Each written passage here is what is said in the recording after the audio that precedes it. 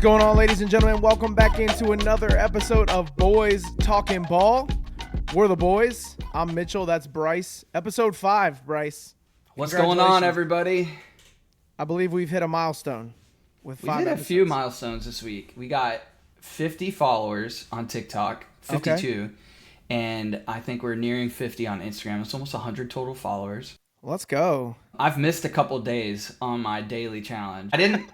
I only missed yesterday on It's all right. TikTok, and I missed 2 days on Instagram. It's all right. That's a lot to do. For those of you that don't know, Bryce runs our social media. And honestly, if you look at our social media, you probably would know because it's actually good. And I'm not good at social media. So if you know either of us, you would know that Bryce runs that. Also, a lot more Bucs content on there than Browns. Just saying. I mean, is there? No, you're pretty unbiased. The only thing that's Bucs related is anytime I'm doing a blind ranking and I see the Bucs, I put them at 1 immediately. Just because I'm biased, and I'll put the Browns at last. So maybe I saw your blind ranking yesterday where just conveniently you had the 10 spot open and you got the Cowboys. Yeah, that was really funny. That was funny. Anyway, you should go check that out if you haven't yet. Follow us on Instagram at Boys Talking Ball, on TikTok at Boys Talking Ball, on Twitter or X at BTB Football Pod. I haven't actually posted anything over there yet. I'm waiting. Twitter waiting for the right isn't time. A place to post It's social not. media content. It's more of a place to give your opinions. Right, to react, which I Yeah. should be good about that. I just haven't started yet, but we do have it. We also have an email, boystalkingball@gmail.com. So hit us up, follow us, like us, do all the social media things. Yeah, please like us, guys. Can you just please like us? We got a lot to get into today. I'm excited for this episode of the pod. A lot happened this past week in football we get to talk about, and we get to drum up some old conversations that we've had over the past week or two, kind of react to some of our takes. But first and foremost, like we always do, we need to hit Rants off rip. I'm going to get started with my Browns. The updated draft order for the 2025 NFL draft. Bro. Who cares? Let's go. Browns picking up a big W against Pittsburgh on Thursday night. I'm not going through that draft order this time because I'm going to live in the fact that, hey, victory Monday and Tuesday and Wednesday. And guess what? I get to enjoy victory all the way till next Monday because we just so happen to be on national TV again. Hey, you won your Super Bowl. Well, that feels like an insult a little bit. You won your Super Bowl, man. Congrats. That feels like an insult a little bit. But here's what I will say. Here's what I will say, though. Jameis Winston earlier in the week was quoted as saying, "You're not a Brown until you beat the Steelers." So he knew that this was going to be a big week, that this was going to be a big game. I think anytime Pittsburgh or any division rival, but especially Pittsburgh, that is our number one rival for sure. Anytime they come to town or we're slated to play them, it's a big deal no matter what our record is.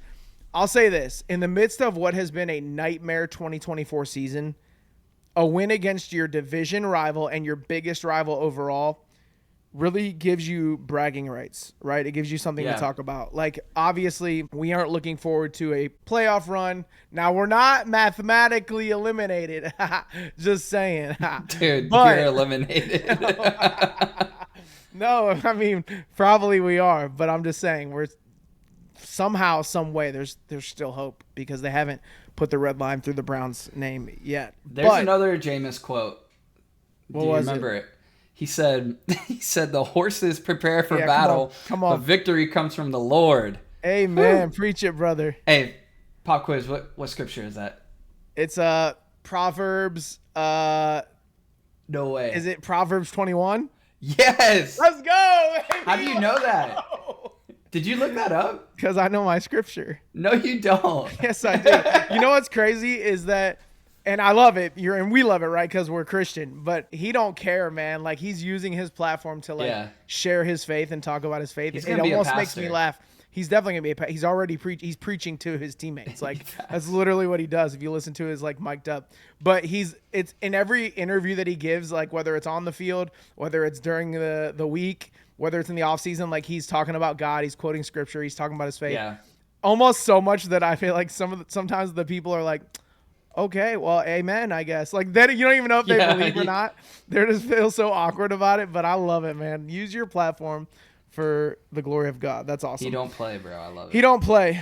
Big win for the Browns. They beat the Steelers 24-19. This is some interesting tidbits about Thursday night football for both of these teams. Okay, the Browns have had wild success on Thursday night, and the Steelers, and specifically Mike Tomlin, have had like no success. It's just so insane, and I don't know what you could chalk that up to, but it's not an anomaly when you consider how many games we're about to talk about. So the Browns have won 7 straight Thursday night football games and 9 of their last 11. And on the other side, since Mike Tomlin took over as coach in 2007, the Steelers have faced an AFC North opponent on Thursday night football 6 times, and they've gone now 0-6. So they've never beat an AFC North opponent on Thursday night football. And in franchise history, they're 0-8. So that's not considering just Mike Tomlin. Like in the history of the franchise, they have never beat an AFC North opponent on Thursday night football, which is wild. They're also now 1-5 in their past 6 Thursday night games overall. And Tomlin has a losing record of 9-11 in his 20 career Thursday night games. It's just so weird. Like a team and a franchise who we've known to have just consistently have success, especially that coach, right? Everybody thinks about, when you think about Mike Tomlin, now maybe some Steelers fans would disagree with this because they kind of tend to live in the moment. They know a little bit more about Mike than maybe most of us do. But from an outside perspective looking in, we see Mike Tomlin as this like consistently good head coach that like no matter what happens, no matter the personnel on the team, no matter who's playing quarterback, they're going to have a winning record. They might not make the playoffs. They might not make noise, but they're going to be in the conversation at the end of the year. Always. And so to see a stat like that attached to a coach like that, it's pretty crazy to see, but it's wild the success the Browns have had, man, on Thursday night, and it just continues. Can we just play every Thursday night? Like, make Thursdays our Sunday. I'd rather you not. I'd like to see some different matchups. Though that game was a really good game. It was great, man. They dubbed it the Snow Globe game. Really cool. If you haven't seen any clips from it, if you have no idea what we're talking about, you're probably not listening to this podcast, honestly, because the people that are listening like football. So you probably did see it. But, man, go check out some screenshots, some videos, some clips from that game. It was really just a nostalgic feeling watching that football game. Tanner's never seen a snow game before. I mean, this is her first year watching football. So when I had the game on and she was like, wait, is that snow? I was like, yeah. And she was like, that's so cool. And she's from Canada and living in Florida. She's like, man, I miss home just watching that game. And so that was like, you know, we all remember our first snow game. I think the first snow game I ever can remember in recent memory was the Calvin Johnson Detroit Lions game when he had like the giant chunk of snow in his helmet and he had like 3 touchdowns, and I'm pretty sure the Lions had Reggie Bush that year too. It was just crazy. Like that's wild. That's the last snow game I remember. I know that was a long time ago, but get this. So you want to talk about snow games that we've attended. I was at the Browns Bills snow game in 2007 when the Browns beat the Bills 8-0 and Phil Dawson kicked 2 field goals and we got a safety. But I'm telling you, dude, so we went to tailgate that day, and I'll just go through this quickly. We went to tailgate. There was no snow. It was kind of like the game on Thursday. Like when it started, there was some like flurries, but it looked regular. Like you couldn't even tell that it was really snowing. And then by the second half, it's like everything is white. Dude, when we were tailgating for this Bills-Browns game in Cleveland in 2007, it was no snow during the whole entire time that we were out there in the morning. And then we got into the stadium, and it seemed like as soon as we got into the stadium, it just started – I don't know what the word is for snow. It's not downpouring for snow, but it just started coming down, dude. Yeah. So much snow to the point where I had like ski goggles I was wearing. Dude, everybody in the stands were like – Do you have a picture? I'm sure I do somewhere. If I do, we'll find it and put it up on the pod. But man, there was snow everywhere. If you sat still, you were literally covered in snow. You could barely see the field. They were running shovels across the lines like and you know, 15 years ago, they didn't have the little graphic they could put on the screen, on the TV screen that shows you the lines. That was pretty cool. That's the first time I ever saw that, actually, on Thursday night when they like threw the lines up on the field. Do you know what I'm talking about? Yeah. It was pretty neat. But obviously they didn't have that. So we had no idea where the ball was.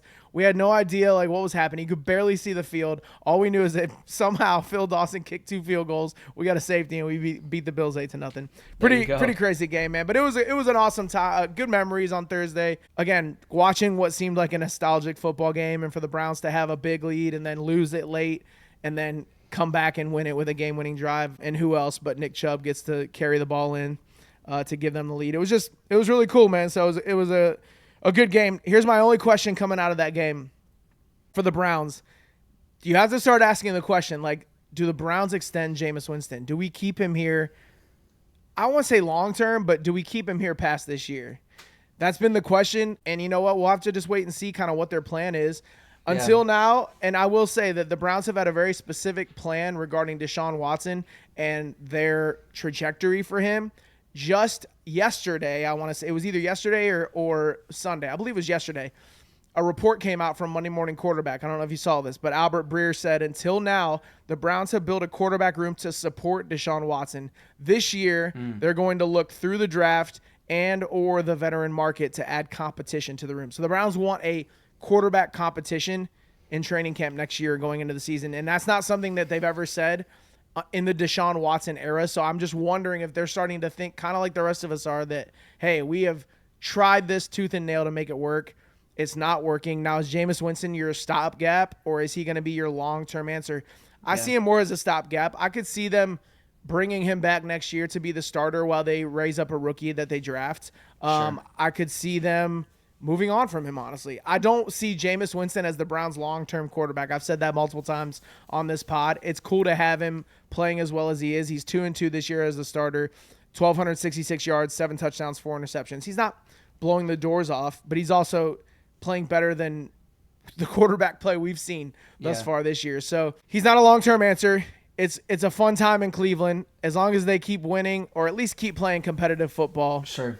I'll be able to take some joy out of the rest of the season. I think when it boils down to the question of do you extend him, do you keep him on the team when you bring in young talent, this is a business at the end of the day. The Cleveland Browns is a business, and we got to look at how much is guaranteed for Deshaun Watson. What's his contract look like? Do they want to cut ties with how expensive he is? They're paying a lot for him and not getting the type of play you would want from someone you're paying that much for. I would want to look at the guaranteed money if they're okay with parting with that and then getting a younger guy in there and, letting Jameis lead another year.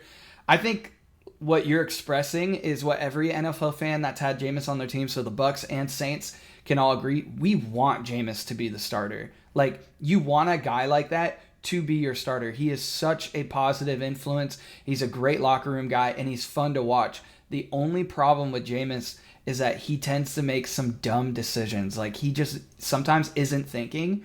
And that's what bites him. And so when you say, do we extend him? Like, I would love to see him in Cleveland. I don't want to see him become Ryan Fitzpatrick, journeyman of the NFL. I'd like for him to find a home. I think he's good, and I think he has a lot to offer. I think he really needs to figure out, like, his decision-making.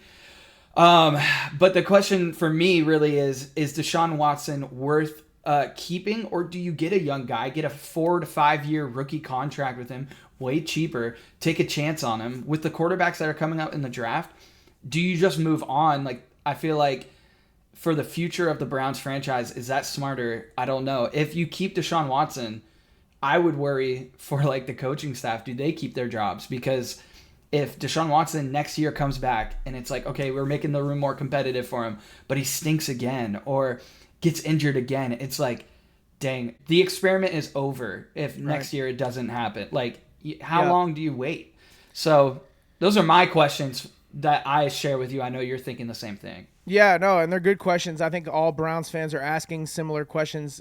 I saw a tweet from somebody yesterday that said the Giants have more courage than the Browns do because, they cut ties with Daniel Jones after trying to make that work year after year. And, we saw from Hard Knocks that, like, they believed in giving Daniel Jones the reins and, like, making it work, and it just didn't. And will the Browns have that? Will the Browns be able to practically come to that same realization that, hey, this is not the guy. We tried. We gave it our best effort. We supported him as best as we could, and we're not going to just cut ties and, forget about him. Like, we support him in that transition too, but it's not working.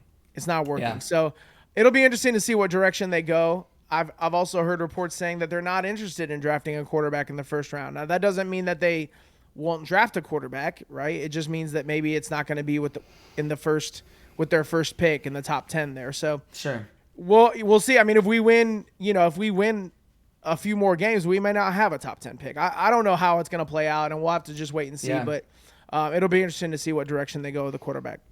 For sure. And who knows what, like, coaching staff's telling Jameis, like, hey, if you go out there and win 5-6 games, like, you're going to be the starter next year. Right. Like, who knows what they're telling him, because he's playing hard. Right. Like, he's not giving up. That team is not giving up. So versus, like, if you watch the Giants game last week, number 58 for the Giants, I don't know his name. It looked like he was just doing cardio on Bobby Okereke. I don't think he was actually playing football. Bobby Okereke. I don't know if he watches this pod, but you were just doing cardio that He day. doesn't. All right, my rants off the rip. Talk to me about the Bucs. Man, I'm so happy to be back. The bye week was hard for me. Here's what I'll say. The bye week was hard because I didn't have any Tampa football. But the bye week was so needed because we came back healthy, man. Mike Evans was back on Sunday catching some really crucial catches. And the team just looked more energetic. Defense came alive. And I know it's just the Giants, so I don't want to overreact. And it was Tommy DeVito. So, yeah, of course, the defense is going to look good. But here's the reality, right? Like, you want some opponents that are going to almost make you feel good. Like, I want our defense to have confidence. Like, we were coming into the bye week with a lot of lost confidence. There's a lot of big plays given up. Yeah. And what's cool is on Sunday, they got some confidence. Like, yeah, it's like when you go and you play Thanksgiving football and you're stiff-arming your nieces and nephews. Dude, it gives you a little confidence. Like, man, maybe I'm bigger than what I think. Like, I know it's given them some confidence. And then they go and play the Panthers this week, which I'm going to that game on Sunday at 4:05. And that's going to be a really great game. And again, another opportunity for our defense to, like, take advantage of a weaker team. Now, I think the Panthers have some great receivers. I'm just not a huge believer in that Bryce Young guy. Funny enough, that's my name. But, yeah. Anyways, so the bye week, it was tough. No Tampa football, but I'm so happy that we came back healthy. Can I just say, this Christmas and holiday season, I'm really missing Chris Godwin, man. Yeah. I'm just used to him being around this time of year. He just makes me jolly, man. And it's just like me thinking about that Monday night game that we went to, it constantly depresses me. And just to think, like, man, Chris is just alone, not playing football. Anyways, team looks great when they're healthy, and I miss Chris Godwin a lot. Here's my rant, dude. What is this love affair that you have with Chris Godwin? You've never let that out on the pod before. A little vulnerable. You just had a moment of, like, pondering his wellness. Live on the pod. I'm an empath, bro. I'm an empath. Listen, here's some rants for you. We lost Jordan Whitehead yesterday, or on Sunday. We lost him for the season with a massive pectoral injury. I don't know if you saw the play, but Tommy DeVito was scrambling for a QB run, and he kind of came in and grabbed him by, like, the shoulder pad, the neck area, and it just hyperextended. You could just see immediately Jordan Whitehead was injured. But he didn't, like, fall to the ground or anything. Dude just booked it off field. And it was good. You could see he was in pain, but he just ran off field. I was like, that's so strange. Like, usually when players get injured, they're down. They're down. But he just ran off field and went to the locker room, and he's out for the season with tore his pectoral. Like, when a player's running really fast and you try to stop him with one arm, that's, even if it's Tommy DeVito. But on the plus side, we signed Mike Edwards last week, and what's great is he's a part of that Super Bowl winning team. He played defense for us. He had tons of takeaways. He was a great key factor, and I think that he'll plug right back in once he gets more comfortable in the defense. And you can't replace a guy like Jordan Whitehead, but I think Mike Edwards is going to bring something different to the team that we can appreciate. And you'll probably expect to see a little bit of a flip-flop between Antoine Winfield and Mike Edwards, because when it was Jordan Whitehead and Antoine Winfield, Jordan Whitehead would be doing the blitzes and kind of the run defense. You're probably going to see that flip. Mike Edwards is going to play a bit more back in the secondary. You're going to see Antoine Winfield with more of the blitzes, which he's used to. He's done before. He's really good at. Great run stopper. Antoine Winfield, one of my favorite safeties. Statistically, and just overall, biasly, if that's even a word, I think Bucky is the best rookie running back in the league. His only other competitor for rookie running backs is Tracy out of New York. Tyrone Tracy. Yeah, and he's having a great year too, but you cannot deny that Bucky is just having a great year. I mean, it looks like every time he has the ball, it's like retro bowl with the joystick. Like, he just loves to move around. He's very shifty, he's very fast, and he plays really tough. I really like the way he's playing. Statistically, he's getting tons of touchdowns and tons of carries, outperforming Rachaad White. I think at this point, we're just keeping Rachaad White in the rotation because he's the starter. You know, you don't want to ruin a guy's confidence, but you can clearly see Bucky is just outperforming him. And then Sean Tucker, our third string running back, is punching it in. He kind of reminds me of Doug Martin, like very Doug Martin-esque, short and stout and tough, just right up the middle. I like our backfield right now. I think it's really good. And speaking of our backfield, I have a question for you. Is Vita Vea the best fullback in the league? The best fullback. I don't have an answer for that. I'm not gonna lie, I haven't really watched the tape on Vita Vea at fullback. Let me tell you something. If anybody's watching, Mitchell, on your own time, you got to go look up Vita Vea high school football highlights.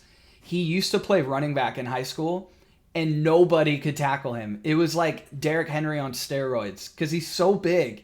He quite literally would just be handed the ball, and the other team would say, why don't you just go score the touchdown? You got to chop him down, man. Big trees fall hard. Chop him down. He's too. He can't. It's almost like Vita Vea doesn't even have knees. Are you bringing this up? Are you bringing this up because did he block? Did he? Run on that Sean Tucker play, he was in at fullback, I didn't see it. We all thought, oh, it's going to Vita because we've done that before where we do like a fullback dive and it's Vita Vea.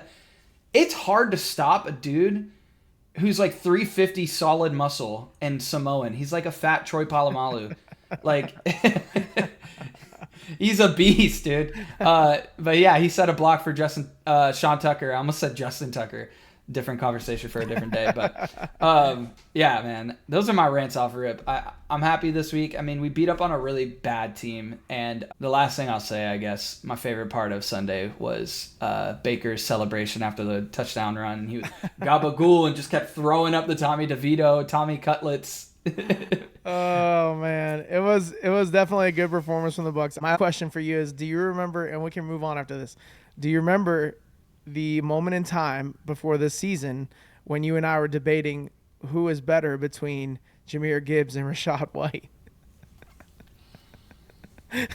I've told you so many times, what is on the pod stays on the pod. You cannot bring things outside of the pod into the pod. No, but I'm just saying, man. Like, I mean, your backfield looks great. It's very balanced now, and Bucky Irving obviously going to be the guy that they have moving forward, I would assume. I don't know what kind of contract Rachaad White's on, if you guys are going to have him long term or what. But if it was a choice between the two of them, you know, obviously you're sticking with Bucky Irving, and he's probably going to be the lead back moving forward. I just remember a time when you were. Yeah. I'm a biased fan. Browns and Bucs both pick up wins. Good for the pod. It's just good for the world. Victory honestly. Tuesday, Wednesday, Thursday. It's victory all week. Victory week, baby. Our next game. That's right. Let's move on to some hot topics. So these are going to be just a few things that we noted from Sundays/Mondays slate of games. The first one is this, and tell me if you noticed this, but it was a very strange Sunday for special teams efforts. A lot of weird things happening on special teams on Sunday. I think you're alluding to that Washington-Dallas game. I'm alluding to that, but not only that. Now, that game was chock full of weird stuff. In fact, I can go through it. You want me to go through it for you? This is what happened in the Washington-Dallas game, okay? 2 missed extra points. This is just in total. 2 missed extra points, 2 kickoff returns for touchdowns, 3 missed field goals, 1 blocked field goal, and 1 blocked punt. That all happened in one game, which, mind you, the final score, this is also another crazy thing about this is why I love football, man. It is unpredictable. Another crazy thing about that game, it was 13-9 with 5 minutes. I want to say like 5 minutes, 50 seconds left. And then that game ended 34-26 in regulation. So all of those points were scored in the last half of the fourth quarter, which was insane. But it's crazy, dude. Washington's down 10 in the final 2 minutes against Dallas. They come all the way back only to fall short because Austin Seibert misses the extra point wide left. And it wasn't even his first missed extra point of that game. It was It was his first game all season where he's missed one. He's been perfect all year until. Were they in Dallas? Huh? Were they in Dallas? They were in Washington. Okay. In Washington. So that stadium's cursed. We already knew that. Did we? I mean, the amount of quarterbacks who've broken their legs on that field, it's cursed.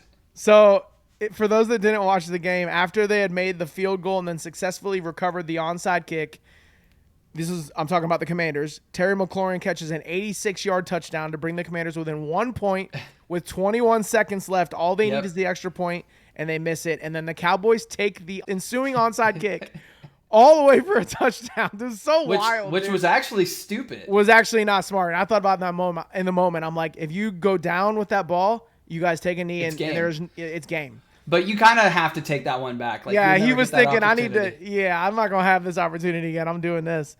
So he takes it back. I did not have Dallas winning on my bingo card. I'm not going to lie. I don't think either of us did. And we'll get to that a little bit later with our running backs. But how about Kevontae? Am I saying his name right? Kevontae Turpin. Straight hits the B button with that spin move on the kickoff return. Did you see that? B or circle. Let's not discriminate. I'm an Xbox guy, so that is what it is. But he catches the kickoff return, fumbles it. It goes behind him. He picks it up with one hand, starts to run, and just boom, puts his left foot in the ground, spins, and he's gone, man, off to the races. It was crazy. Yeah, that was crazy. That game was a weird game. Very weird game. And again, we didn't have Dallas winning. I don't think anybody did. And the Commanders continue what's been a very bad month of football for them. But moving on, that wasn't the only game that had crazy special teams. Tennessee and Houston. Did you watch this one by chance? I watched the end of it. I didn't watch the whole thing. I did not watch this game. Kaimi Fairbairn, who's been great all year, he misses a 28-yard field goal to tie the game with under 2 minutes left. Goodness. It's just a really easy kick, and he misses it. They remain down 3, eventually end up losing by 5. I think the final score was 32-27. Tennessee beats Houston. So weird. Again, nobody who had 2-8 Tennessee going into Houston and getting a win. I don't think anybody had that. KC Carolina. Carolina ties the game with 1 minute and 46 seconds left on their second 2-point conversion try, because the first one, there was a pass interference on KC. So you have a 2-point conversion try. KC commits a pass interference. They're going to try it again to try to tie the game, and they get it.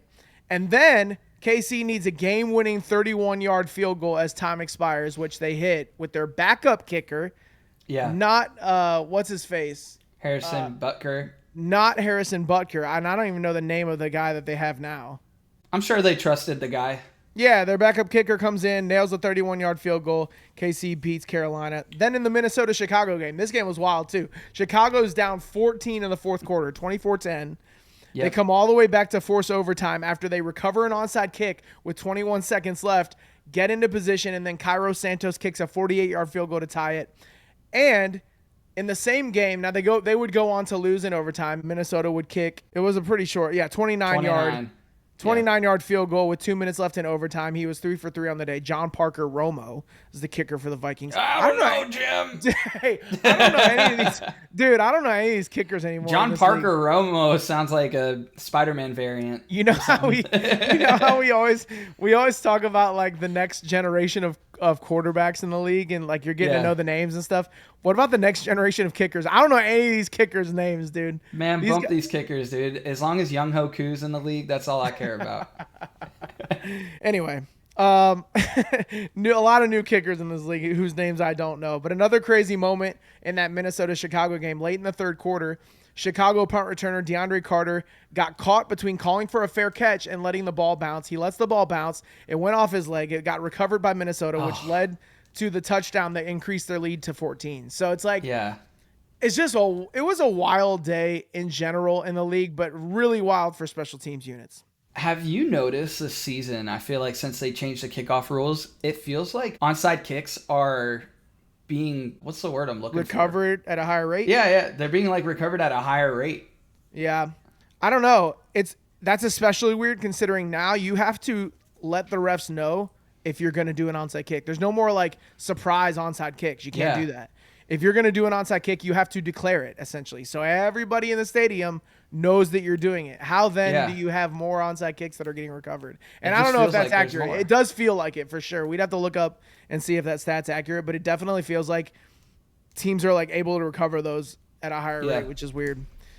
I don't know, man. It was a weird day for special teams, but it goes to show you that all three units are maybe not equally important, but are important, right? Because special teams can obviously, and not outside of a missed or made field goal, like obviously field goals decide games all the time, but what about the stuff that happens in the first three quarters, or the first 40 minutes of a game that we don't talk about, all these special teams, punt team, all this kind of stuff that happens in the middle that we don't talk about, but that does have an impact on the game. It was a wild Sunday for special teams for sure. What about the NFC West? We talked about the NFC West at length. I want to say a couple pods ago. I like my prediction right now that the NFC West winner is going to have 9 wins. I tend to like that prediction. I said I'd take it. I think it's going to come true because we saw the Seahawks beat the Cardinals on Sunday to take over first in the NFC West. We did call that. Both of us did. Mm-hmm. We did. We had that. And, dude, what the heck is going on with Kyler Murray? He sucks, dude. I've been trying to tell you, bro. I have him in fantasy. I do not start him. I'm about to drop him for I don't know, Jameis Winston, because he just doesn't play very good. He has he's very up and down. Yeah. And I don't really trust him. The games they've won, there have been a couple games, maybe 3 or 4, probably less than that, games this season where they won because Kyler Murray. If you go back to that one game where they blew out, I forget who they played. It was the James Conner show. He had a ton of yards, 2 touchdowns, a bunch of receiving yards. I don't know, man. I don't think Kyler is playing all too good. Just like the Washington Commanders having a tough month, I think the Cardinals are having a tough month themselves. Well, it's weird because 2 weeks ago we were talking about, this Cardinals team could make some waves, right? They could potentially run away with the NFC West. Are they one of the top teams in the NFC? We were saying all those things. Yeah. This is the Kyler Murray stat line from yesterday. And again, I understand that stats don't tell the full story, but he's 24 of 37 for 285 yards, 0 touchdowns, 1 interception. He was sacked 5 times, quarterback rating of 77. He ran the ball twice for 9 yards. His interception was a pick 6. It was one of only 2 touchdowns that came in the whole game. There was only 1 offensive touchdown in the entire game. And it was a touchdown pass thrown by Geno Smith. Also, can we talk about that pick 6? Because if I told you that a dude that is number 8 and his name is Kobe Bryant scored some points this week, you would think I went back in time. But yeah, it's just a weird game. Again, that division, somebody's got to come out of it on top. Yeah. And I don't know that any of those 4 teams, at least right now, and there's a lot of season left, and we know this league is a lot about runs, right? It's who's hot at the right time. Maybe maybe the Seahawks can rattle off 3 straight wins and really be playing hot by the time the playoffs come around. Maybe it's the 49ers when they finally get healthy. Can they put together 4 or 5 wins? You're out on the 49ers? You're out. Suck. They're on a 2-game losing streak. And one of those without Brock Purdy. Right. That is true. I'm just saying. Just like the Bucs, if they get fully healthy, could they make some waves? Do you think we could probably spend a little bit of time later on Take It or Leave It or something, looking at the rest of the 49ers schedule, because do you think they win 6 more games and go 11-6? I doubt it. No, I don't, but it's not going to take 11 wins to make the playoffs in this division. I like the Seahawks right now. They're on a 2-game win streak, and their defense is playing really well. Their offense needs to work on a little bit, but I don't hate Geno Smith. I don't think he's terrible, and I think they have a good running back. I like the Seahawks right now just because they feel like a more balanced team in that division. We'll see what happens. It's an ugly division for sure, but again, somebody's got to win it right now. It looks like the Seahawks are putting themselves in position to take over that division. That's a good segue to our final hot topic of the day, which I just wanted to ask your opinion on the Aaron Jones. That's a different player altogether. The Aaron Rodgers drama that's been happening this season. Isn't it wild to consider where Jets fans started the season versus where they're at now. And as far as their outlook, it's been a crazy year for Jets fans and for the Jets team in general. But Aaron Rodgers, I mean, this is a guy who's been at the top of the league as far as quarterback play is concerned for many, many years. And so it's so weird to see him with all the weapons he has there, with all his buddies, right? He's got some of his guys over there now. Like, it's so weird to see them not having the success we'd all thought they would. Now, there's been so many different reports that have come out on Aaron Rodgers as far as, does he prefer to play for a different team next year? He's resisting medical scans in an effort to try to stay on the field. Like, he doesn't want injuries to be revealed. It's so weird. Yeah. Reports that they could even potentially cut him before the end of the year. So there's a lot of things happening. All I know is that the interim head coach, remember a time when they fired their head coach earlier this season? This is the same season as we're in right now. Robert Saleh obviously got the scissors. So did the GM. Quite a few weeks ago, and the GM. So to your point, this Aaron Rodgers drama, I wasn't ever a huge fan to begin with, but I appreciated Aaron Rodgers' talent. And this season, he's not doing terrible. He has over 2,400 passing yards, 17 touchdowns, 7 interceptions at 88.9 QBR. Very, mid, Yep. Very mid. For sure. But I don't know, for him to come in and everybody gets fired is just crazy. It's like he came in and he's like a home wrecker. He literally came in and just ruined everything that they had going. To your point, I think they do need to just get rid of him, part ways with him. I don't know where he would go. Please stay away from Tampa. We do not want you in Tampa at all. I don't think you guys would sign him anyway. No, I think Baker's our guy for a while, but I think that he comes with a lot of baggage, and I don't necessarily think that's worth. And I don't even know if he gets another opportunity. Will he? Right. I don't know. I think somebody would give him a chance. I mean, again, you mentioned his stats. They're not bad. It's 2,400 yards, 17 touchdowns, 7 interceptions with an 88.9 QBR. It's not terrible. So I don't know that you could say that he's the reason they're losing, right? And he might not be the reason that they're winning, but he's not necessarily the reason that they're losing a ton of games either. So would a team give him a chance? I think probably. I think as long as he chooses to play in the league, somebody is going to want him to play quarterback for them. And, again, with Aaron Rodgers comes all his buddies. Could Devontae Adams be, hey, let's just go somewhere together. Let's get out of here together. Yeah. Let's go somewhere else. I don't know.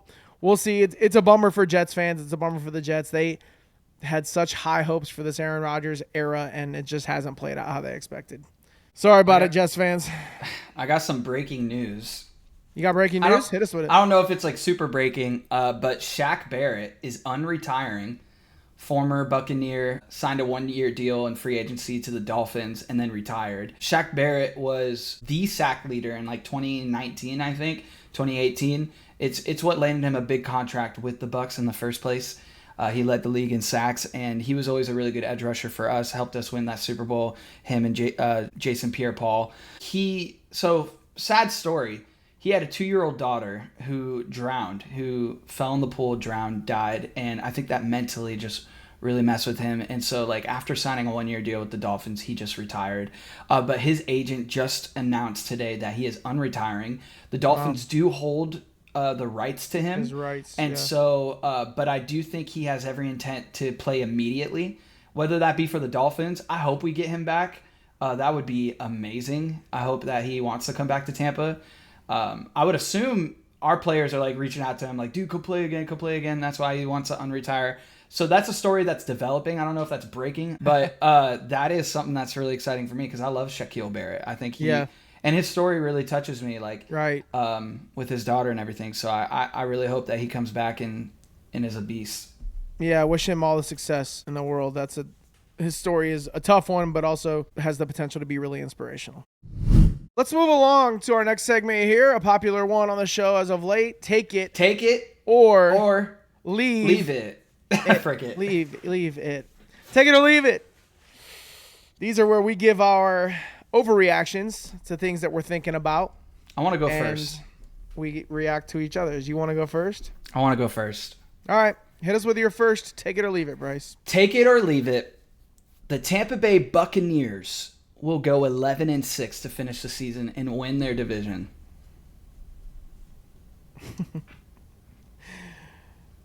Let me look at their schedule again.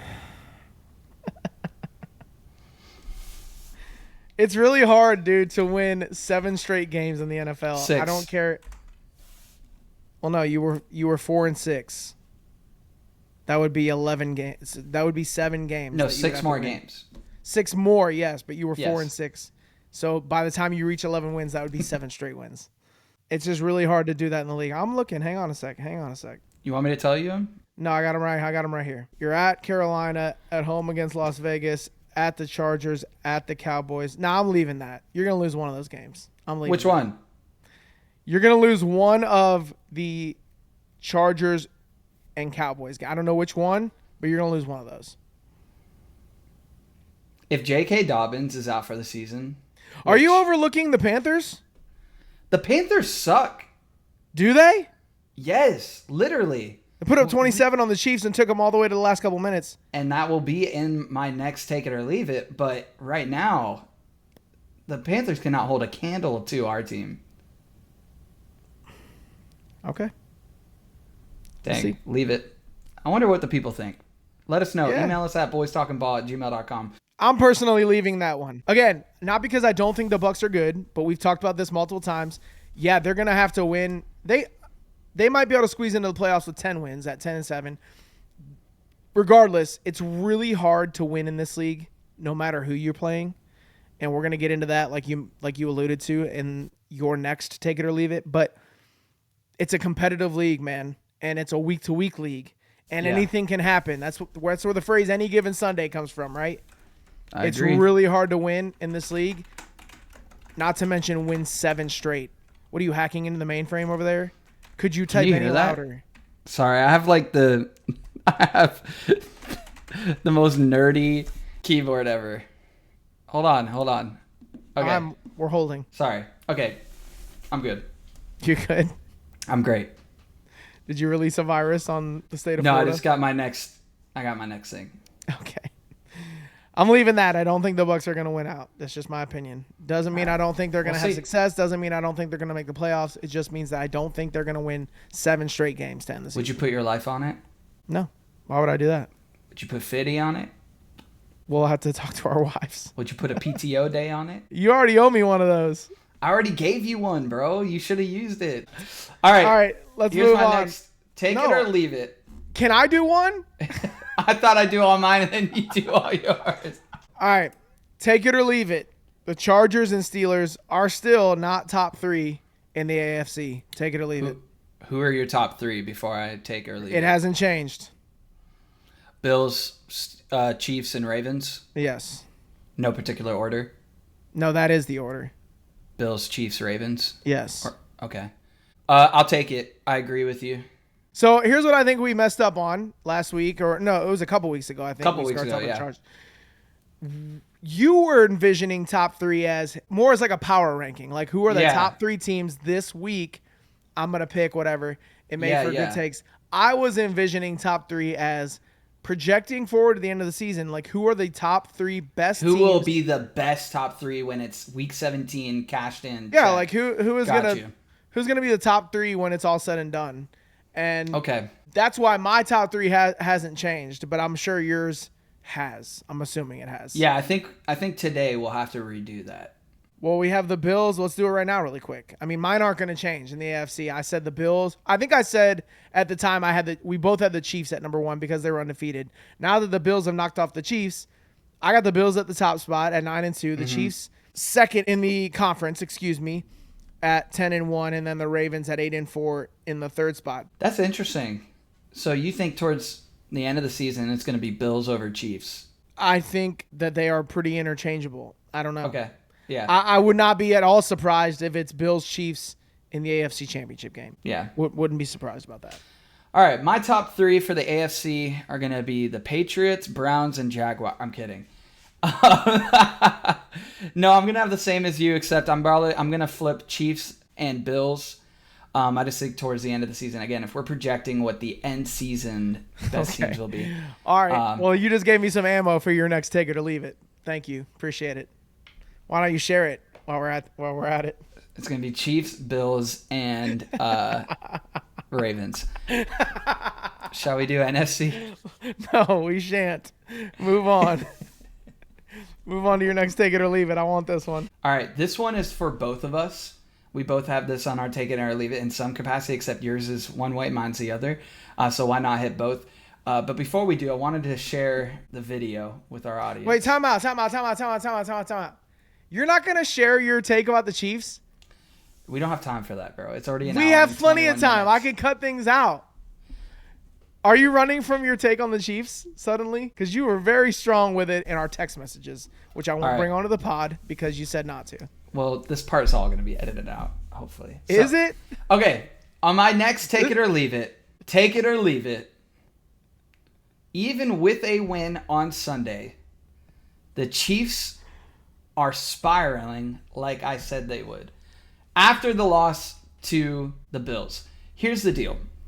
The Chiefs barely scraped a win by the worst team, arguably, in the entire NFL, the Carolina Panthers. And my prediction that they would spiral, I think, is still accurate. That was not a good game. If you watch that Chiefs game, the Chiefs did not play a good game. Okay. That's all I got to say. I don't know what their future matchups will look like. I don't know if they'll continue to spiral, but I did mention that I think they would spiral after the Bills game.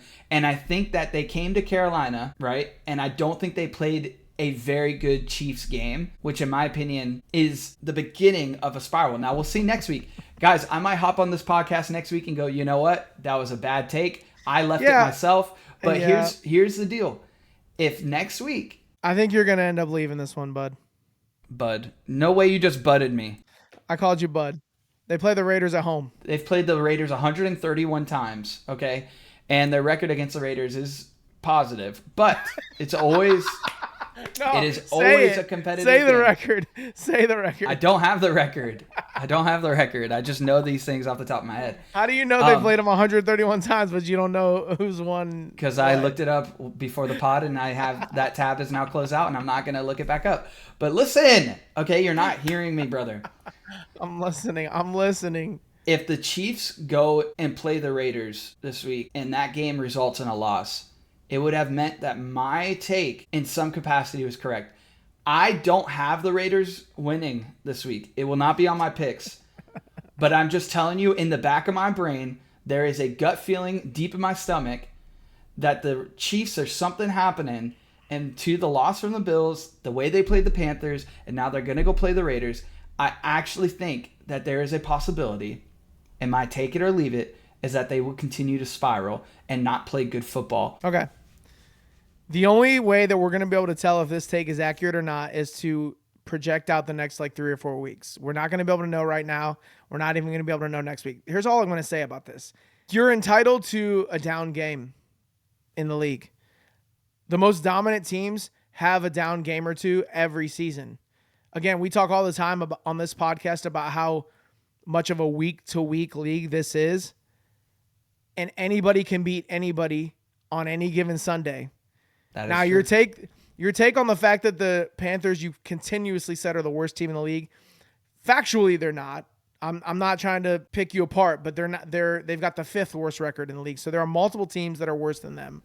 If you watch the game, dude, and again, I know you're not a Bryce Young fan, but you're gonna go to Carolina this weekend and see what everybody else has kind of been watching over the past couple weeks, and that is a bit of a resurgence from Bryce Young. At least he just looks different than before he was benched. I don't know why. I don't know what that is. Maybe he needed a reset. Oh, I've seen it. He's looked, I'm not going to say he looked elite.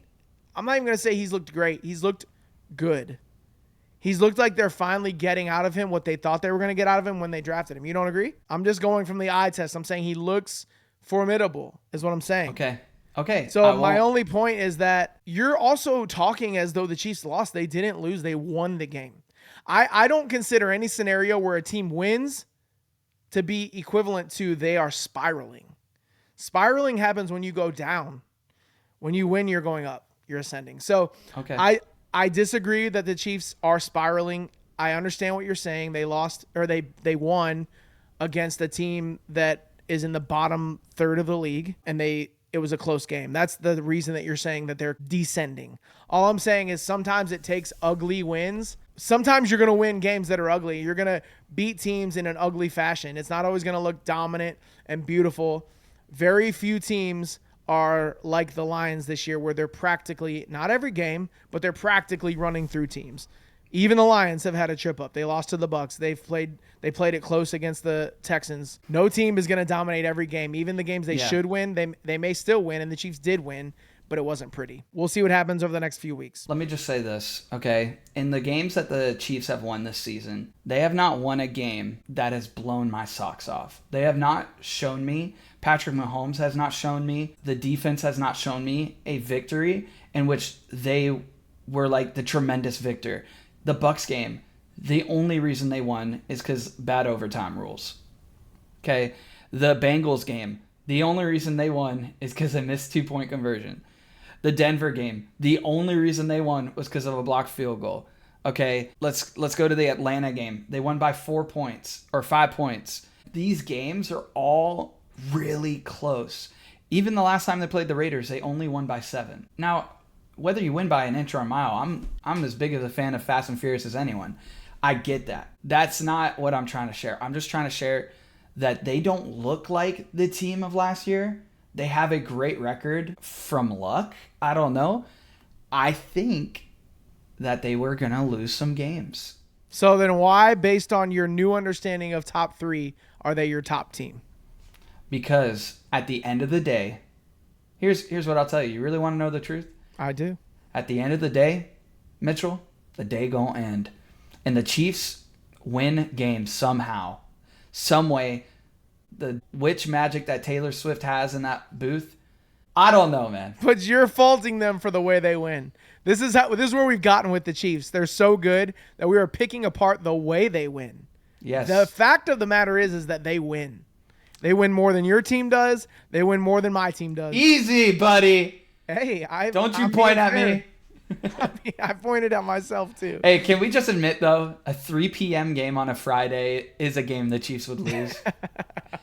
Like, you just look at that, you go, man, Raiders might win that one.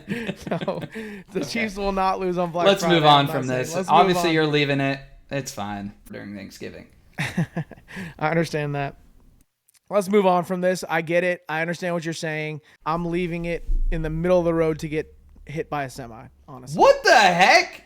Let's move on to my next take it or leave it, which is that Saquon Barkley will finish top 2 in MVP voting. You're lying. Top 2? Take it or leave it. Take it or leave it. I'm leaving it, man. It's not a running back's award. Who's the last person to win MVP? Running back. Funny you ask, because I can tell you. The last person to win MVP as a running back. Can I guess? Guess. Adrian Peterson. It was Adrian Peterson. Let's go. Guess the year? 2008. No, 2012. But Adrian Peterson rushed for over 2,000 yards in 2012 and won MVP. Since then, 11 straight quarterbacks have won the award. Now, again, my take is not that Saquon Barkley will win MVP. It's that he will finish top 2 in MVP voting, which means, say that you believe Lamar Jackson is going to win MVP. That means Saquon finishes ahead of Josh Allen, Patrick Mahomes, Joe Burrow, Jared Goff, whoever else you want to throw in that mix. Yeah. If you believe that Josh Allen's going to win the MVP, then that means he finishes in front of Lamar Jackson. You know, I don't know. It's a hot take, but when you're looking at what he's doing, the Eagles would not be having the success that they're having. They wouldn't be the dominant team that many consider them to be. And hopefully you do now too. I know you've not really been on the Eagles, but that's kind of shifted. They're in my top 3. Against the Rams, 26 carries, 255 yards, 2 touchdowns, 9.8 yards per carry. He had 4 catches for 47 yards, 302 total scrimmage yards, and he broke a single-game Philadelphia rushing record, which is pretty wild considering some of the great backs that they've had come through there. On the season, he's got 1,392 yards through 11 games. He's on pace for 2,151 rushing yards, which would be the highest in NFL history if he's able to continue this pace. So I don't think that you could look, if he's able to accomplish something like that, I don't think that you could look at it, the totality of his season, and say that he doesn't deserve to at least be top 3. Originally, I had this as top 3, but I thought that was too obvious, honestly, because I could easily see him finishing top 3. For him to finish top 2, again, he's going to have to beat out one of these top-tier quarterbacks in a Mahomes and Allen. Jackson, whoever you believe is going to be at the top at the end. But that's my hot take, man. Saquon Barkley finishes top 2 in MVP voting. You said you're taking it or leaving it? I'll take it. I think that's a good call, especially if he finishes with what is estimated. If he's on pace for whatever 2,151 rushing yards, then absolutely. I think that's very possible. I think that can happen for him. If he does get those stats, I wouldn't be surprised if he actually does win it. Yeah. We'll see. Right now, the current MVP odds, in case you're watching or wondering, according to DraftKings, Josh Allen's plus 150, Lamar Jackson plus 250, and then Saquon plus 475. And then you have Jared Goff plus 700, Patrick Mahomes plus 1,300. So it'll be interesting to see where he finishes. Again, the Eagles are going to have to continue having success. There's a lot of football left, and he needs to continue to be a major factor and a reason why they're having that success for him to be winning the MVP. But if the season ended today, I'd have a hard time not putting him in my top 2 for sure. Yeah. I've got one more. Take it or leave it. Okay. Take it or leave it. Myles Garrett is the best edge rusher in the NFL. Take it or leave it. Leave it. Wow. There's a man named TJ Watt.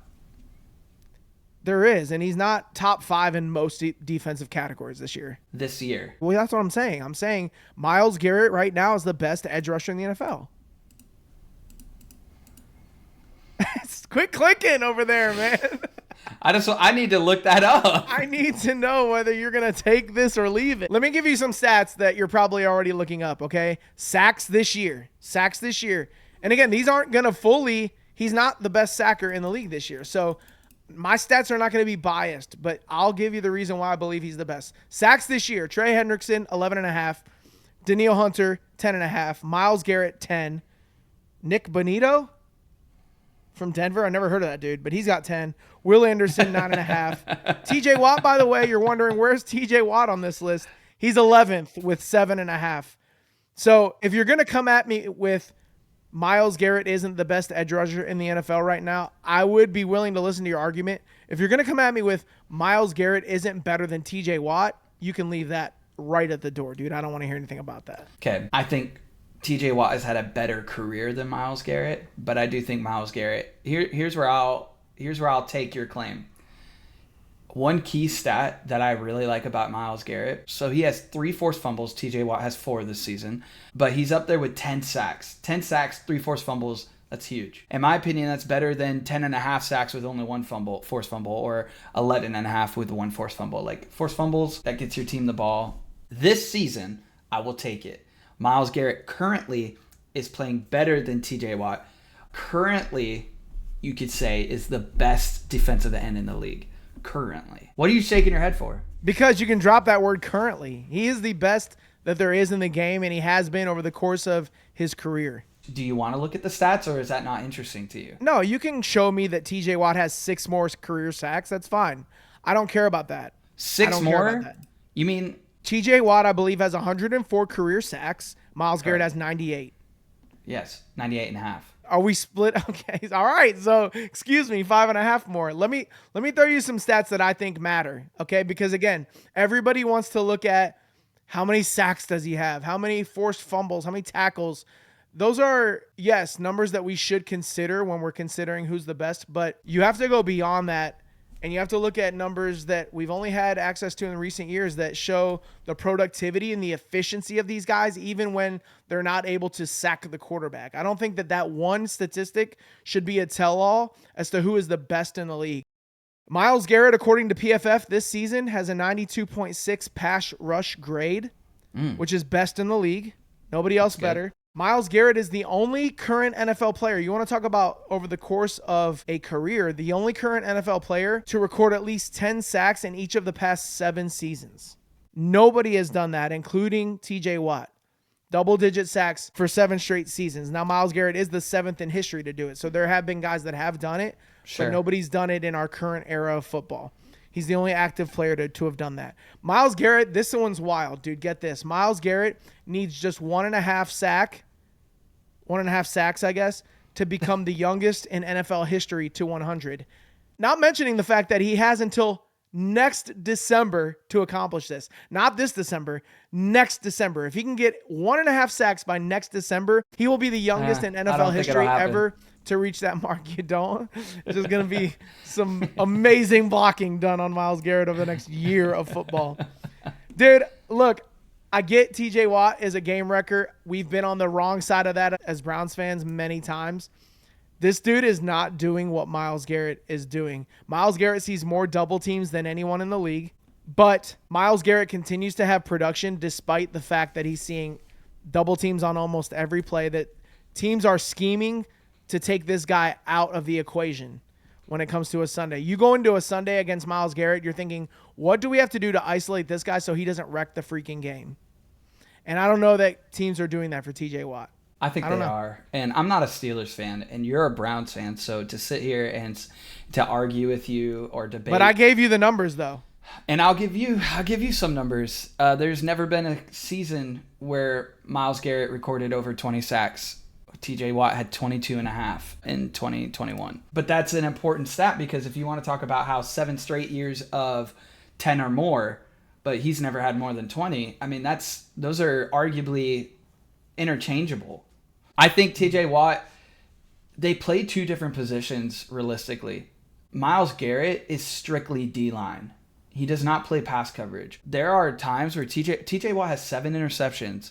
He has, what is it? But then we can't really compare those numbers, though. No, exactly. It wouldn't be fair to compare TJ Watt's linebacker numbers. This is actually me helping you. It's hard to compare 2 players who kind of played 2 different positions.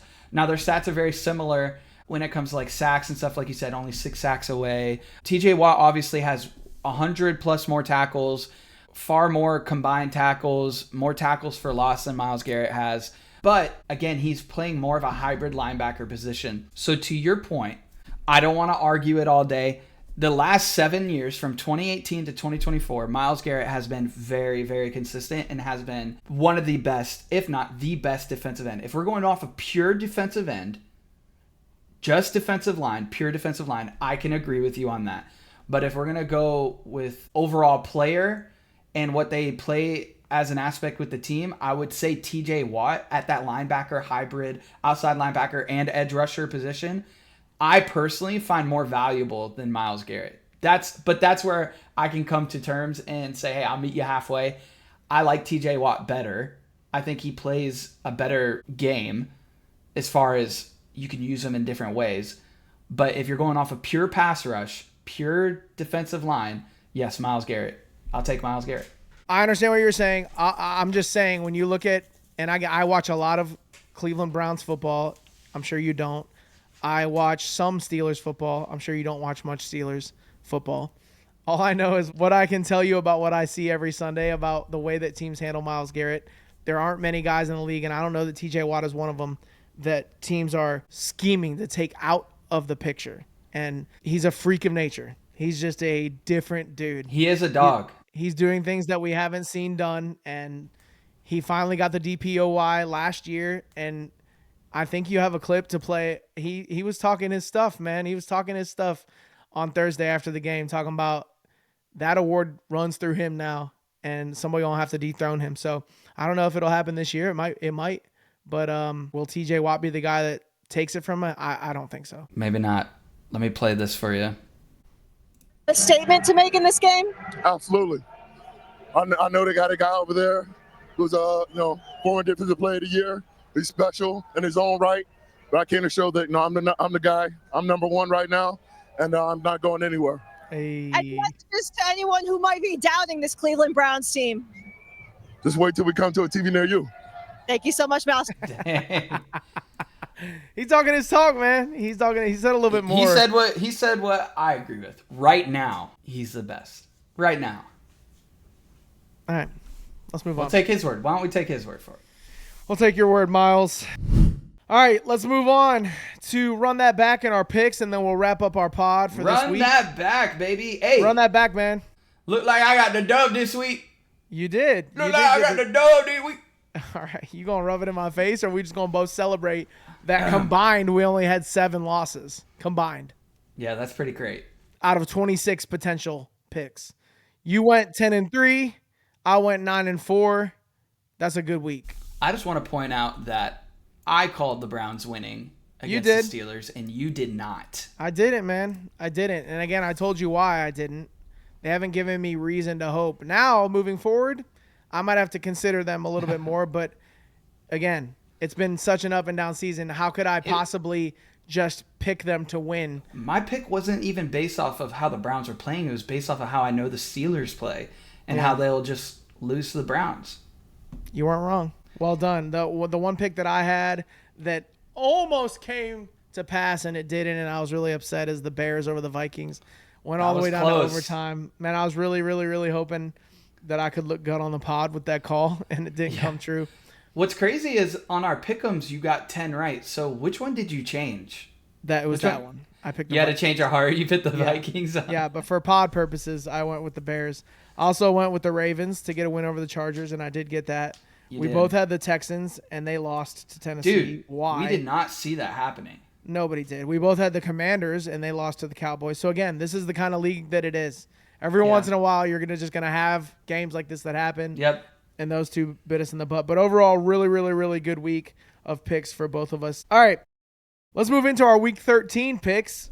Another good week of football starting on Thursday with the Thanksgiving matchups. We got a few games that are going to be happening. We'll get into some of our bigger games, which are happening later on in the week and into the weekend. We picked out a few notable games that we're going to cover, and then we'll go through our picks for the rest of the games, and we'll wrap this thing up. Let's start with Thanksgiving, since that's going to be the first slate of games that comes at us. You've got the Dolphins at 5-6 in Green Bay to face the 8-3 Packers. This one's interesting because the Dolphins are kind of surging a little bit now that they're healthy. Yeah. But tell me what you think. Tua's been playing great since he came back. Now that defense is a little suspect. I think the Packers win this one. I'm going to take the Packers. It's in Green Bay. It's on Thanksgiving. Dude, this is going to be a fun game to watch, I think. Yeah. A lot of people who haven't been watching the Dolphins this season, which I feel like the Dolphins just haven't been getting the publicity that they usually do, or the last couple of years that they've been given.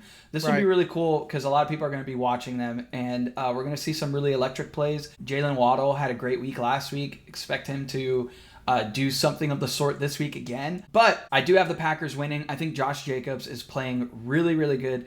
Again, nowhere near the level of like Derrick Henry and Saquon right now, but being third on that list is still really great. And so I like Jordan Love. I like the Packers. I like what their defense is doing. I like that they're in Green Bay. Historically on Thanksgiving, that's their day. Dolphins kind of waltzing in, Florida team. Like, hey, leave Thanksgiving for the NFC West. This is not, or not NFC West, NFC North. Yeah. Leave it for the NFC North. Like, get out of here, little kids. I think the Packers win, but I don't think it's going to be a blowout. I think it's going to be a good game.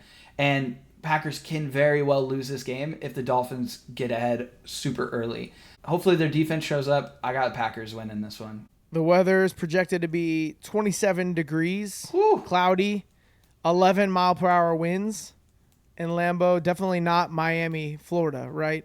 Nope. Like you mentioned, the Dolphins traveling to the cold weather to play the Packers. Look, it's no secret that I'm not huge on the Packers this year, but it seemed like they maybe found something against the injured 49ers last week. Offensively, they were clicking. You've mentioned multiple times how much you love Josh Jacobs. And then I look at a Dolphins team that's surging. They're trying to scrape together some wins to make a playoff push. Could they do it? Yeah, I could see the Dolphins making the playoffs. Will they win this game on Thanksgiving on a day like you mentioned where this is kind of the Packers' day? We think of Thanksgiving, we think of the Packers, we think of the Lions, and we think of the Cowboys. Those are the three teams that own Thanksgiving. And so because of that, because of the hype surrounding this game, because of the fact that it's in Green Bay, in those elements, it's going to be loud. I'll go Packers as well. Yeah. Give me the Packers against the Dolphins. All right, next we got Bears 4-7 at Detroit 10-1. Who do you got? Yeah, this is our 12:30 game. This is the kickoff to Thanksgiving Day football. And I think there's a reason, right? We've got the Lions that have been rolling, and you got the Bears that are reeling. I think those are the two tails of these teams. The Bears, with a lot of promise, a young kid who they believe is going to be their franchise quarterback for years, and I hope that that's the way it plays out for them. I'd love to see success in Chicago for that fan base, and they got a lot of talent over there. You want to look at that wide receiver room, and you're like, I don't know that there's a better wide receiver room in the league, honestly. DJ Moore, Keenan Allen, Rome Odunze. Great running back, that top three could go up against anybody in the league. And then the running back room with DeAndre Swift, Roschon Johnson. A lot of talent, a lot of fun things to look at in Chicago, but they just haven't been producing the wins like we'd hoped. There's been the offensive struggles. They've made changes. Now they put up a fight against Minnesota this past week. It fell short in overtime. We talked about it. The Lions are just rolling, man. And this one's at Ford Field. And it's Thanksgiving Day. And it's the day that we watch the Lions play. And for years, we watched the Lions play on Thanksgiving Day as a terrible team. But because it was Thanksgiving, occasionally they pull one out here and there. Now this year, not only are they an NFC contender, they are a Super Bowl contender. All signs point to them making a playoff push and a Super Bowl run this year. I don't bet against the Lions right now. I just don't do it. So give me Detroit to beat Chicago this week. All right. I love your pick, and your pick is very calculated, and it makes a lot of sense. So I am not picking the Lions. I have the Bears in an upset. I think the Bears improve to 5-7, and the Lions go to 10-2. I see Caleb Williams doing the post-game interview with some turkey leg. And the turducken. The turducken. Rest in peace, John Madden. I think the Bears actually pull up an upset. Wow. I actually do. I see it happening. It's like a vision that was just given to me while you were talking. Came in with every intent to pick the Lions, and then the Lord spoke to me and said, "Child, pick the Bears." And so that is what I will do. Next week we'll figure out if that was actually the Lord or not. That spoke to you. Cool. I like it. I like the controversy. Let's hit the last game of the Thursday slate. Thanksgiving slate is the 2-9 New York Giants in Dallas to face the 4-7 Dallas Cowboys. A game, mind you, that I don't think we'd talk about unless it was a Thanksgiving Day highlight. Absolutely. You wouldn't. Go for it. But here's why we're talking about it, because this is two teams with absolutely nothing to lose. Two teams that are playing on Thanksgiving who know their prime time. You're going to be watching Tommy Cutlets versus Cooper Rush in a mid-off. It very well may be the game of Thanksgiving, just based off of the fact alone that these two teams are just going to send it. It is what it is. Like, there's nothing on the line. It feels a bit like there's no expectation. Therefore, this might be a game that surprises us. This might be a game that's going to be like, whoa, dude, did you see the Giants and Cowboys game? Like, we thought that game was going to suck, but that game was crazy. Like, I think this will be a really fun game. I personally hope that I'm awake because you know how Thanksgiving be to watch this game. And I genuinely think it's going to be a good game. I don't know who's going to freaking win. The Cowboys just beat the Commanders, so you would assume, the Cowboys going to steamroll the Giants. Who stinking knows, though, what's going to happen? Mm-hmm. Give me the Cowboys, though. I mean, they're home. Give me the Cowboys. I think that might be actually a fun game to watch, because I like it when two teams have nothing. Like, their season's over, so let's just go out there and play on Thanksgiving and have fun. Like, at this point, they're just playing to go have fun. It's like flag football. It's like a turkey bowl with your family. Like, they're just out there to go have fun. Expect a fun game. That's all I'm trying to say. I hear you. You mentioned that this is about the time in the day where the tryptophan from the turkey starts to kick in and you start feeling a little woozy, a little tired.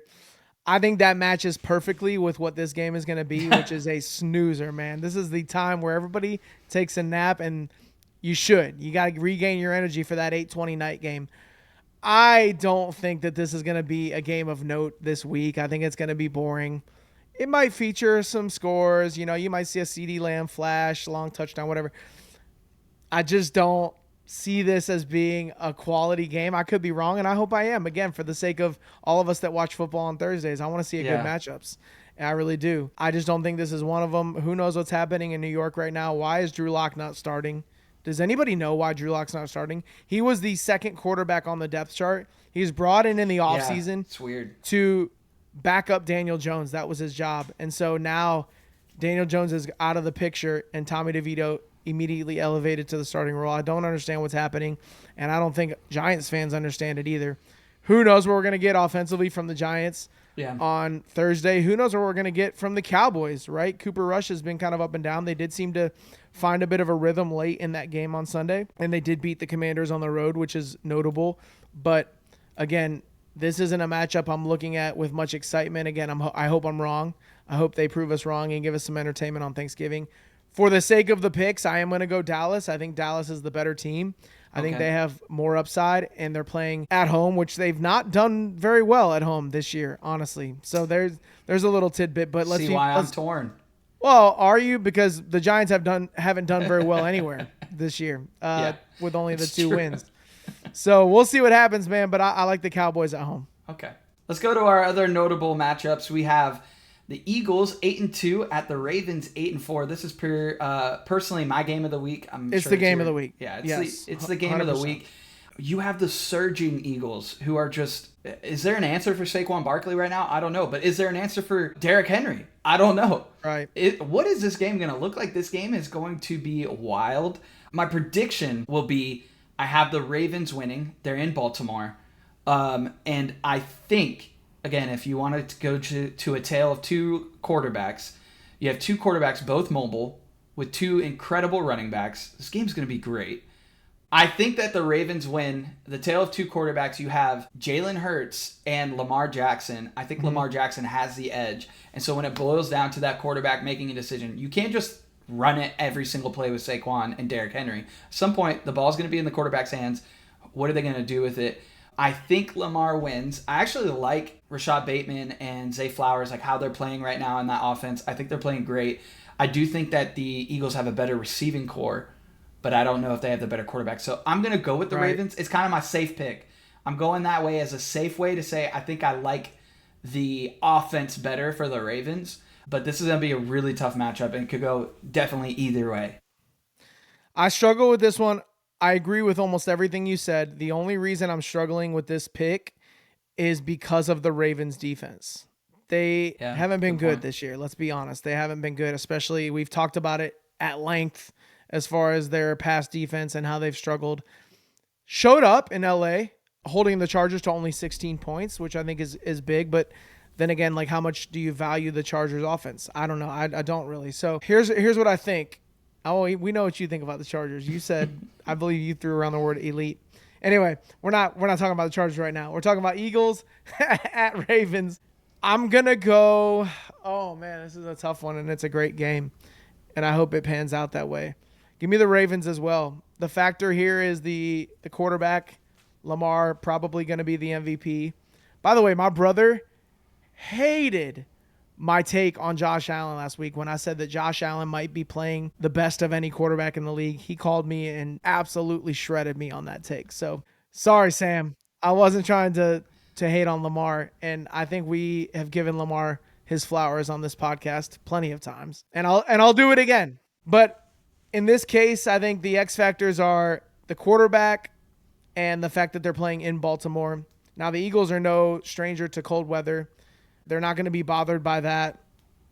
What's going to be interesting is to see the effect of the Eagles offense against this Ravens defense. If the Ravens defense can show up, if they can get Roquan back, if they can play up to the standard of what a Super Bowl contending defense should look like, and I'm not saying they have to be lights out, but if they show up and play average to good defense, I think that the Ravens offense is plenty good enough to put up points.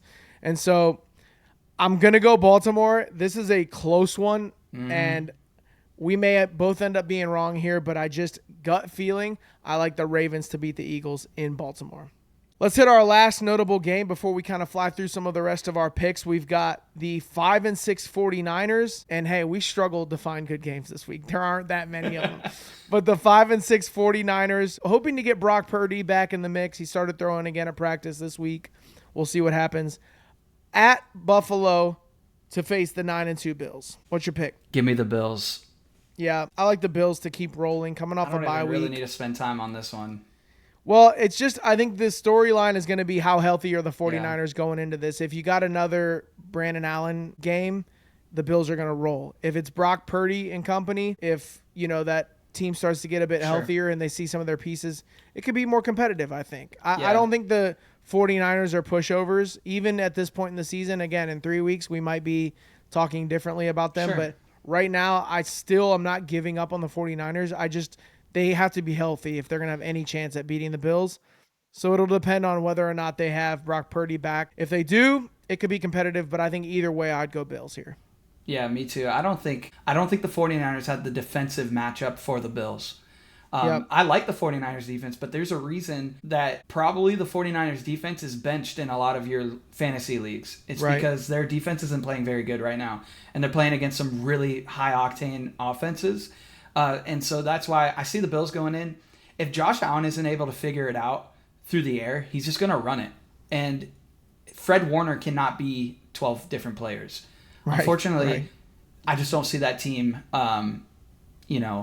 winning that game defensively.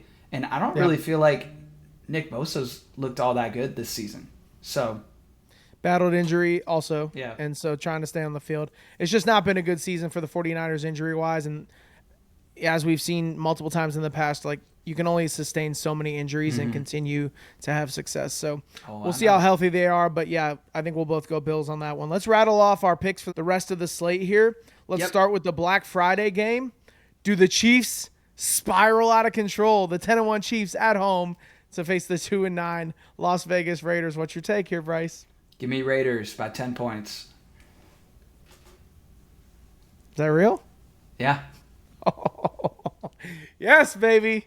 Let's go. We'll have something to talk about next week because I'm going to take the Chiefs at home to roll. Man, don't make the audio clip again. Roll the Raiders. Let's go to Sunday's slate. You've got the 7-4 Chargers in Atlanta to face the 6-5 Atlanta Falcons. What do you like? Give me Chargers. You like the Chargers on the road in Atlanta. I also like the Chargers in Atlanta. Falcons coming off a bye week, but I've never really believed in the Falcons this year. They're so incredibly inconsistent. Now they could have one of those weeks where they pop off and Kirk Cousins throws for 300 plus and they look really good. It might happen. I don't think it's going to happen. The Chargers haven't faced that many good teams, and when they do, they don't tend to win. It's a matter of how much you like the Falcons, and I don't. So I'm going to go with the Chargers to pick up the road win in Atlanta over the Falcons. Let's go to Cincinnati, where I think this could be one of the games of the week as well in the AFC North. Again, we're always focused on the AFC North, and those battles are always so good. The Bengals are hosting the 8-3 Steelers. Bengals at 4-7. Let me pick this one first. I like the Bengals to pick up a big road win here. This is their last opportunity to turn this season around at 4-7. If they're going to make a playoff push, not only do they need to win a lot of games, but they need to do it against division opponents. We love what that offense is, right? We love what the offense is in Cincinnati. The defense is what's inconsistent there. I've said it for a number of weeks now that I don't think the Steelers' offense is super special, but that defense is pretty special. Didn't look like it in Cleveland, but that's a different story. Elements, whatever you want to blame. I know a lot of Steelers fans have been throwing that around, but I like the Bengals offense to overcome the Steelers defense on Sunday. Give me the Bengals. Give me the Bengals, and please, Lord, give me another Jamar Chase legacy game. We'll see, man. I like the Bengals to win that one. Let's go to Jacksonville, where you got the Jags coming off their bye week at 2-9 to host the 7-5 slipping Houston Texans. Who do you like? I think Texans get it back on track here and beat the Jaguars in a much-needed just confidence booster. Doug Peterson fired? Those wishes are over, man. Give me the Texans. Let's go 6-5 Arizona at 9-2 Minnesota. This ought to be a decent game. Who do you like? Give me the Vikings. Again, I think Sam Darnold's just playing good right now, and that defense is playing really good, and Kyler is just too inconsistent. Right. If they stop James Conner, which I think the Vikings can, like it's not like James Conner is like that good. Right. If they stop him, that really makes Kyler one-dimensional. I could see a world where the Cardinals win this game, but I'm not going to bet on the Cardinals right now. Just to the way that they looked in Seattle. They're on the road again in a dome this time, but the Vikings are rolling. And as much as I want to say the Vikings aren't it, eventually I have to fess up to the record and what I'm seeing, and they're 9-2. Yeah. And I know Sam Darnold tweaked his ankle at the end of that game in Chicago. I'm assuming he's going to be healthy to play. If he is, I will go Vikings here. If Sam Darnold doesn't play, I would go Cardinals. Agreed. If Sam Darnold doesn't play Cardinals, but I think he will. Just throw some tape on there. Yeah. I think this Cardinals team is like next year.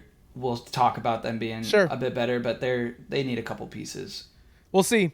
Let's move on. 5-7 Indianapolis Colts at the 3-9 New England Patriots. Whew. It's funny when you get to games like these. I know you're like, my record's gonna be tainted because what the frick do you choose here? Right. And the Patriots, while they haven't won many games, they've looked okay. The Colts, they've won 5 games but not looked very good, and AR just hasn't been it for them this year. I don't know. In games like this, I'm like, what do? I don't really know. You tend to go, you lean towards the home team maybe. You lean towards the quarterback position. It's in New England, yeah. It's in New England. The Colts have more talent, I believe, than the Patriots do. Mm-hmm. And I don't know. The Patriots got rolled by the Dolphins. Give me the Colts. Okay. Yeah, I'm taking the Colts as well. They're -3 favored by the spread. I also just think it comes down to the head coach a little bit, and I don't feel like Gerard Mayo really has the respect of his team. I don't know if you saw that press conference, but they were like, they asked him a question, and he was like, well, I did everything I could. Like, I can't play for him or something like that. And I was like, what a, like. He's not wrong. I know, but head coaches need to take responsibility, not deflect. And so, not just because of that, I just think, dude, who even on the Patriots, except Ramondre Stevenson, are even like that good? Drake May's not terrible, but I don't know. Austin Hooper. Like, come on, bro. So we both got the Colts. Yeah. The 6-5 Seattle Seahawks in New York to play the 3-8 New York Jets. Another one where I'm like, I don't feel like this is a layup. I just don't. I still got Seahawks. I got them winning against the Jets. Jets just don't look good right now. An incomplete team. Something's wrong over there, and I think you and I have talked enough about the Aaron Rodgers drama and all the changes. I think that Seahawks right now, coming off of a tough win against a divisional opponent, comes and plays the Jets and kind of just smacks them. Simply, I think they just beat them because the Jets aren't like playing hard right now. The Seahawks just came off a hard-fought game. They're playing hard. I like the Seahawks right now. They're gritty. I like what they look like. So I don't like to take too many chances in my picks. I've already taken one chance this week picking the underdog Bengals. Man, I don't love the Seahawks, but then again, I don't love anybody in the NFC West, and somebody's got to win that division. And they are coming off of a big divisional win. And if they do have a good offensive showing like they're capable of, they can beat the Jets. But also, I could say the same thing for New York. If Aaron Rodgers shows out, there you have so much talent on that team, it's not even funny. They just haven't been able to put it together. I'm going to go with the Jets. The Seahawks scored 1 touchdown offensively and beat the Cardinals at home. 1 touchdown. Give me the Jets, man. The Seahawks got to prove themselves. Give me the Jets. 3-8 Tennessee Titans picking up a big road win against Houston. They're on the road again this week to face the declining 7-5 Commanders. What's your pick there? As much as I agree with your take on Jaden Daniels kind of proving he's a rookie and the team, falling down the slope a little bit, I do think they turn it around here with the Titans. Also, Will Levis has been playing pretty good with the Titans the last 2 weeks. But I do think I'll take the Commanders here. Also, just worth noting, they're 5.5 point favorites for that game, spread-wise. So I think -5.5 in favor of the Commanders, you're saying? Right, yeah. So I think the Commanders win this one. Yeah, I don't know. I think they kind of bounce back after a few tough losses. Yeah, I did have the Commanders starting to slip, and they have. I think they've lost 4 straight. Mm-hmm. I don't think that they are going to continue this downward trend. I was toying with the idea of saying that they would miss the playoffs, but when you look at their remaining schedule, it's pretty favorable. Sure. And this is where it starts. The 3-8 Titans, they're scrappy, and they're not going to lay down for anybody, but it's in Washington, and they desperately need to win and get off the schneid. Give me the Commanders at home over Tennessee. Your 5-6 Buccaneers on the road to face the 3-8 scrappy Carolina Panthers. You'll be in town in Charlotte. I'll be there. I'll take a selfie, put it on the socials. But please do. You might have to go live. That'd be cool. I actually might. Give me Buccaneers over Panthers. Yeah. -6 point favorites. Again, I think our defense is resurged. I think they're energized and they're confident. I'm not saying they're very good. I'm not saying all the pieces are working together, but we get Jamel Dean back. Mike Edwards in the mix. Vita Vea, Kalijah Kancey are just playing really good on that interior line. I don't think Chuba Hubbard is going to have a big game. Bryce Young has been very dependent on Chuba because Chuba's been playing great. If we force Bryce Young to throw 30, 40 times this game, I think the result we both know will be the Bucs winning. But I have the Bucs. Also, our offense, despite all the challenges we've been facing, is extremely good and top 5 in the league in points per game still, even after a bye week. That says a lot. Before a bye week, it's like, dude, you haven't had your bye week yet. After the bye week, we're still up there, which shows that we're playing good, scoring a lot of points. So will the Panthers be able to outscore us? I don't think so. And with Baker at quarterback, I think we'll always have a chance. This isn't a game I even think is a question, but it could be a trap game. All those feelings, all those things you think. I would say give me Bucs, obviously. Yeah, I'm going to go the Bucs too. I like the way the Panthers have been playing as of late. I like the resurgence of Bryce Young, this new look quarterback that we, again, all thought we were going to get but didn't get to start his career. Now he looks different. He just looks different, man. I don't know what it is about taking a seat for a couple weeks, but he looks like a better player now. Despite that, the Buccaneers desperately need to win if they're going to have any chance at reclaiming the division or even a playoff spot. We've talked about their remaining schedule being super soft. I just don't think the Panthers have enough to overcome the Bucs surge, and I like the Bucs to win this one. Let's go to New Orleans, where the 4-7 Saints are going to play host to the 5-6 LA Rams, trying to put together a string of wins to kind of reclaim control of the division. But who do you like in this one? Give me Rams. Taysom Hill will not have a game like he did. The Saints are scrappy at home, dude. They're weirdly good at home, which is odd. And the Rams are super inconsistent everywhere. But without Marshawn Lattimore anymore in that receiving core the Rams have, I got and Cameron Williams. I know. I mean, you say all the pieces and it sounds nice. All right, I'm going to agree with you. I got the Rams on the road, but I don't feel good about it. Let me just say that for the record. Asterisk. Our last matchup of the week, Monday Night Football, ESPN, the spotlight. You got my 3-8 Browns in the Mile High City to face the 7-5 Broncos. What's your take, Bryce? Would I be crazy to take the Browns 2 weeks in a row? I would be. And I like the Broncos defense. And I just explained earlier, if you've been listening, it was 3.5 hours ago, I explained that Jameis sometimes makes some bad decisions. This one's tough, man, because this Browns team is also not laying down for anyone. Right. But man, they have a beautiful opportunity Monday to shoot themselves in the foot if Jameis just sucks. You know what I mean?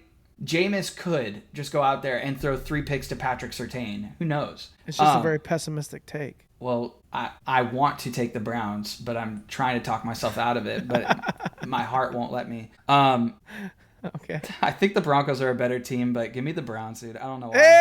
Hey! Love it, Bryce. I love it.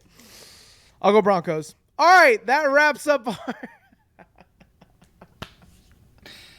Look, the question here is which Jameis is going to show up. Are we going to get Chargers Jameis that just looked terrible? Are we going to get the Jameis that showed up in the snow last week? Are we going to get the Jameis, even the one that was on the road against the Saints where we lost by 21, but he played really well? Are we going to get the Jameis that showed up against Baltimore? If Jameis comes out and plays well, it is 100% dependent on his play. Because I think if he has a great game, we could beat the Broncos. If he has a terrible game, we will not beat the Broncos. So you're really taking the Broncos again? When will you learn your lesson? What does that mean? You're saying I shouldn't pick against the Browns? Is that what you're saying? No, you should take the Browns with me. I'm going to go Broncos, and if I'm wrong, we can come up with I'll have to do something next week. No. Okay, we'll come up with your punishment right now. If Browns win this week and you were wrong again, no matter what, for the rest of the year, you have to pick Browns every single week to win.